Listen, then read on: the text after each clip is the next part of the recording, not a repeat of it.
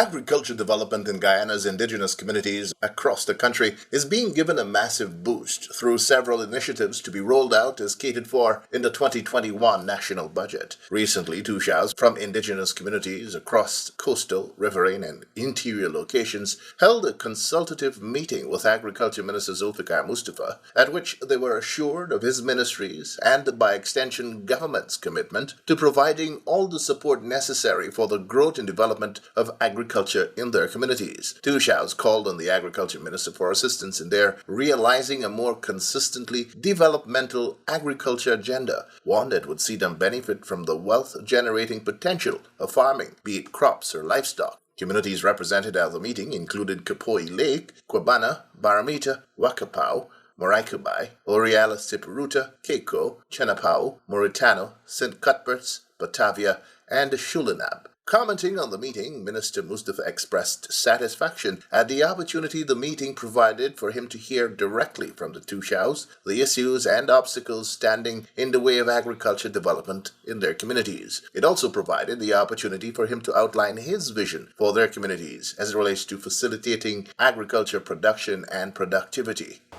I think it was a very good session that I've had with the Tushao.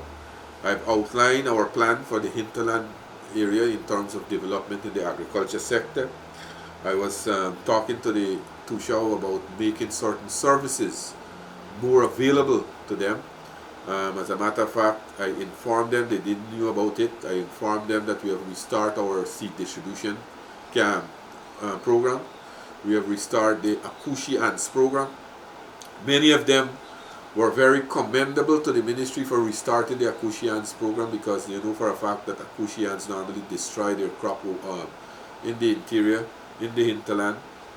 I also told them that I will be sending in our extension services across the hinterland community, so that they will visit these communities, they will meet, interact with farmers, they will share knowledge, they will help farmers to do farming in a more modern way, in a smarter way. I've also told them that I will set up a committee to look at issues that are affecting the hinterland community in terms of agriculture, and I will have senior officers from the Ministry of Agriculture working with these two shows. The minister also signaled his intention to establish mechanisms through which communities can receive a leg up in terms of livestock production.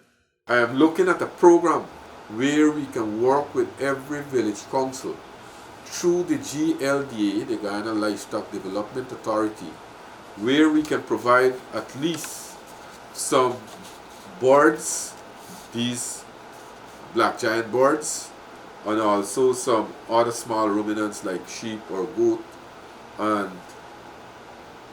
at least 2 head of cattle to start up with for each community, to assist them so that the village can start up their farm.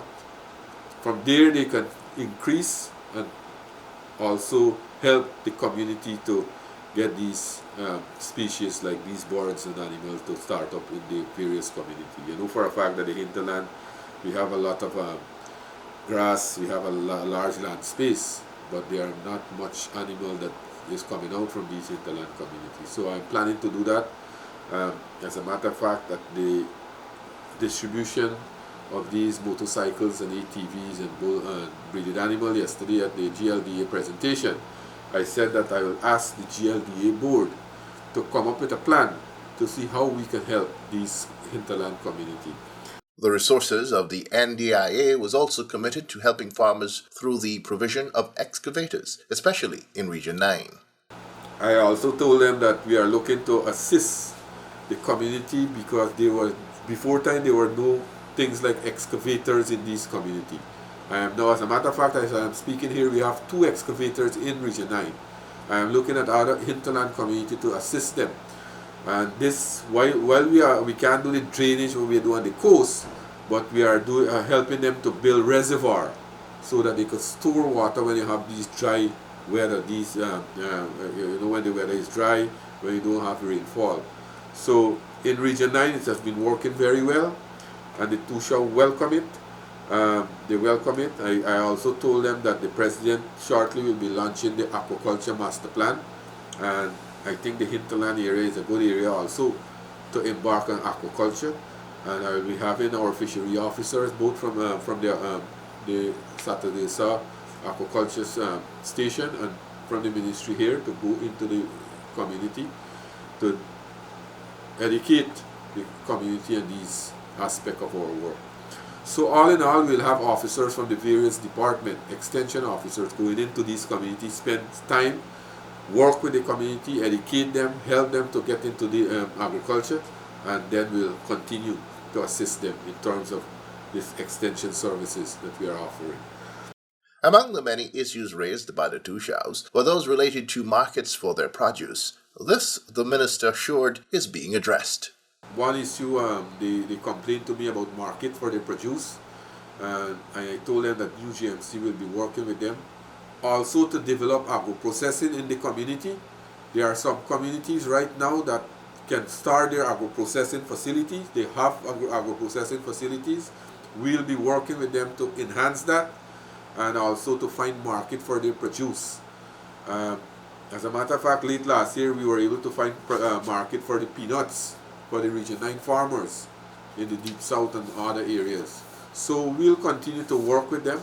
Amerindian communities in Regions 1 and 9 are currently benefiting from the rollout of a massive project in which farming groups from 118 communities in the target regions will have access to financial grants of up to 1.8 million for their investment plans. Mr. Raymond Latchman is the Ministry of Agriculture official overseeing the rollout of this project. It is a ESAT-funded project.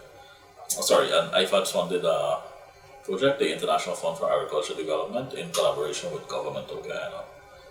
The program operates in Regions 1 and 9. In Region 1, it only operates in the Mabruman Maruka sub-district. And so the total funding overall for this program is 11.143 million. Comprises of IFAD's loan and grant, government's contribution, and beneficiary or participatory contribution.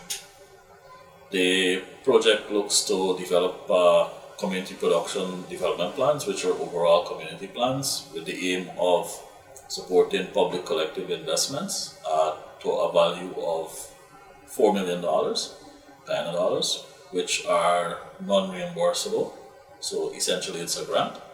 And for the business investments, we are focused on 1.8 million with an additional 18% coming from the beneficiaries themselves. So the beneficiaries are intended to be producer groups in this instance. And along with that, we have capacity building across the board for areas of project management, project development, financial management, packaging and labeling, agro-processing, and so on. A whole host of capacity building that can be supported in this regard.